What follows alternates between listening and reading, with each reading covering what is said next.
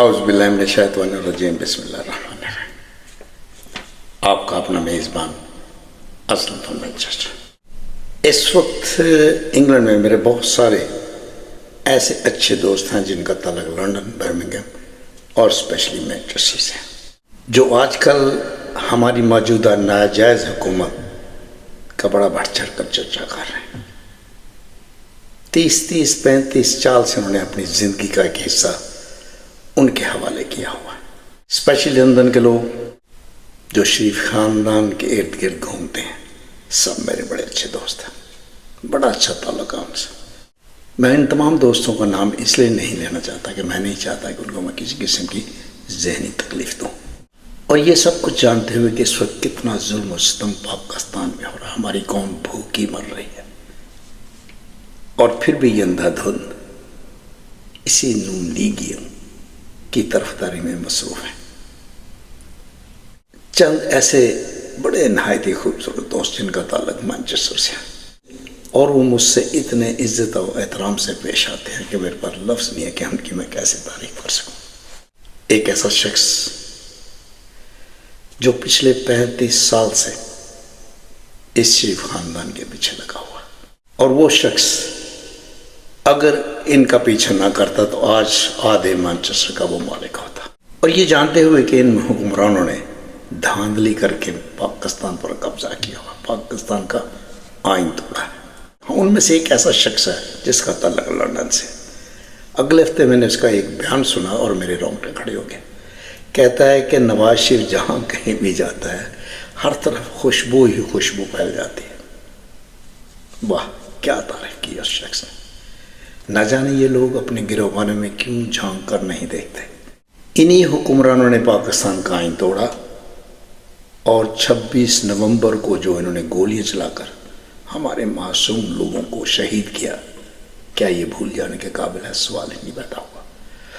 اور اس کا اثر کیا ہو رہا ہے ہماری پاکستانی قوم کے دلوں میں؟ جو نفرت ہماری پاک آرمی کے درمیان پیدا ہو چکی ہے، اس کے ذمہ دار بھی یہی لوگ ہیں، پاک آرمی، جسے اب غدار کہا جا رہا ہے۔ لیکن وہ وقت بھی آئے گا انشاءاللہ جب ان کے سارے چہرے قوم کے سامنے لائے جائیں گے، اور پھر ہماری اسی آرمی کا نام دوبارہ پاک آرمی سے جانا جائے گا، اور ہمارے جتنے بھی جنرل ہیں وہ سب پاکستان کے پرائم منسٹر کے ماتحت ہوتے ہیں، جس کو چاہے وہ 1 سیکنڈ میں فارغ کر سکتا ہے۔ لیکن چونکہ یہ ساری ملی بھگت ہے، اور سب سے زیادہ بدنامی ہماری پاک آرمی کی ہو رہی ہے۔ ہماری پاک آرمی جس نے ایک مرتبہ جنرل مشرف کے دور میں جب خانہ کعبہ پر قبضہ کیا تھا اور انہوں نے ان کو ریلیف کروایا تھا، وہ وقت بھی ہمیں یاد ہے، اور 9 مئی کا واقعہ بھی یہ سب جانتے ہیں کہ سب ایک ملی بھگت ہے۔ خود ہی انہوں نے حملے کروائے، اور بدنام کس کو کیا؟ PTI کو، عمران خان کو، جسے انہوں نے آج تک جیل میں رکھا ہوا۔ لیکن وہ دن دور نہیں جب ان پر آرٹیکل 6 لگے گا، سب کو سرعام پھانسی پر لٹکا دیا جائے گا۔ تو میں اپنے ان تمام دوستوں سے گزارش ہی کر سکتا ہوں، التجا ہی کر سکتا ہوں کہ آپ حق اور سچ کا ساتھ دیں۔ سیاست میں آنا کوئی جرم نہیں ہے، لیکن سیاست میں آ کر بھی آپ حق اور سچ کی بات کریں۔ ڈاکٹر یاسمین کو لے لیجیے، 75 سالہ کینسر کی مریض ہے، اسے انہوں نے 2.5-3 سال سے جیل میں ڈال رکھا ہے۔ اس کا کیا قصور ہے؟ حالانکہ جب نواز شریف جیل میں تھا تو وہ ہر روز اس کو وزٹ کرنے کے لیے ہسپتال میں جایا کرتی تھی، کیونکہ وہ وزیر صحت تھی،